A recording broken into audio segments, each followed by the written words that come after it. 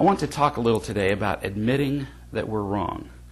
This is a very big obstacle to happiness in our relationships and in our individual lives. Most of us make many mistakes every day.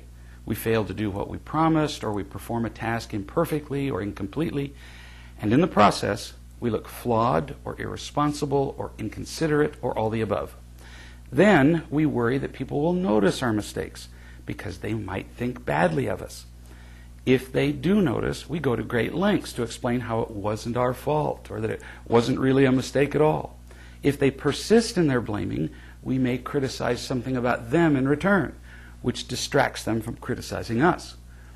Even if no one does notice our mistake, we often still cover it up carefully to be sure that no one ever will. We go to a lot of trouble to hide and justify our mistakes. What do we get from all that effort and worry? When was the last time you lied to someone, which is what we do when we hide our mistakes, and then felt closer to him or her, or felt more accepted and loved? When you lie, has your relationship with anyone ever been richer or stronger? Of course not. Hiding and lying interfere with our relationships and diminish our happiness every time. So, if lying never makes us happy, why do we keep doing it? Why don't we just freely admit our mistakes? Because we've learned from a great deal of past experience that when we make mistakes and inconvenience the people around us, they consistently express their disappointment and irritation toward us. Without meaning to, the people in our lives taught us that we were bad when we made mistakes, and that they loved us less. Being loved less is a very painful feeling. So we'll do almost anything in the world to avoid being wrong and experiencing that unbearable discomfort again. We must begin to see that we are not bad when we make mistakes. We're just wrong. Being wrong means that in a given moment, we simply don't know the right answer, or we're not wise enough to practically apply the knowledge we have. It means we're in the process of learning. And isn't that what we're supposed to be doing? Before we can do some things right consistently, don't we have to be wrong a lot? 10, 100, 1,000 times? Is it possible to learn to play the piano, for example, or hit a baseball, or even love people without making lots of mistakes? And as long as we're learning, does it really matter how many mistakes we make? Mistakes are simply unavoidable as we learn. The worst thing we can do is hide our mistakes, because then we're doomed to repeat them endlessly and needlessly. When we're selfish and unloving in a relationship, for example, that's not a pretty thing to admit, which is why we lie about it. But the moment we lie about it, we absolutely guarantee that we'll repeat the same behavior the next time.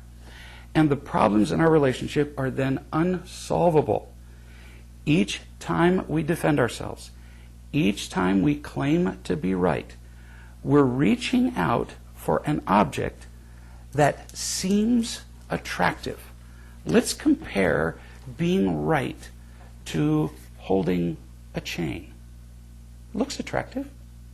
When I claim to be right, I can hit you with it or defend myself.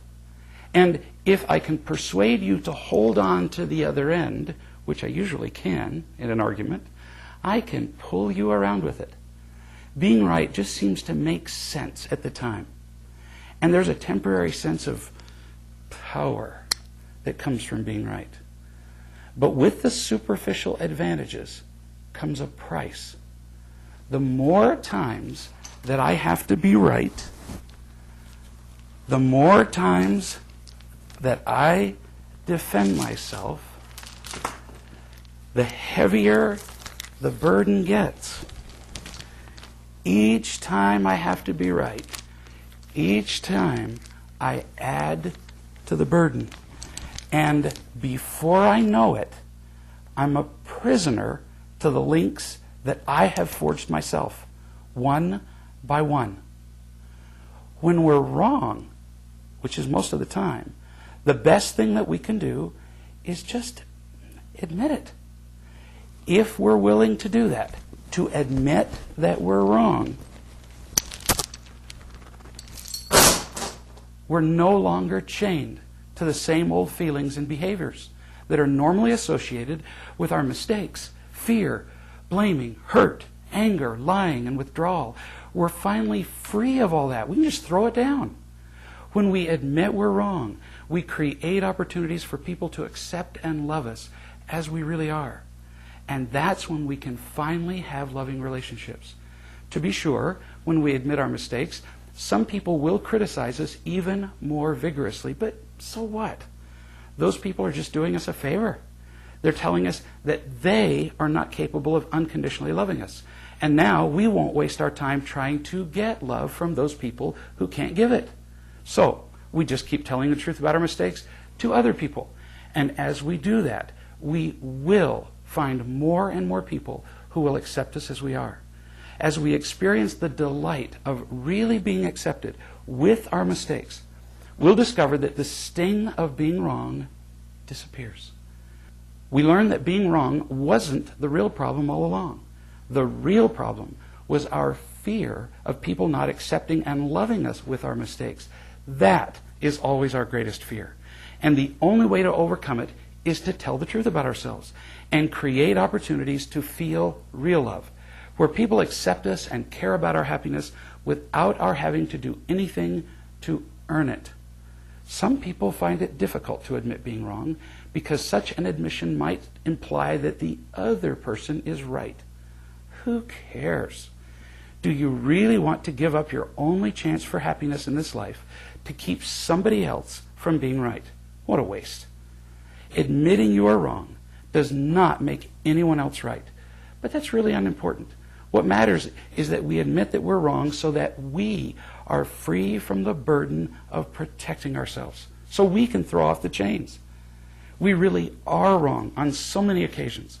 We're irresponsible or not loving or less than considerate. So why not just admit it and enjoy the freedom and growth and acceptance that follow? The real tragedy in making mistakes is denying them. Then we can't do anything about them, nor can we feel the real love available to us. Throw off your chains. Tell the truth about your mistakes and experience real freedom. If you will, you'll experience the greatest reward of all: real love. Once again, it's always about real love.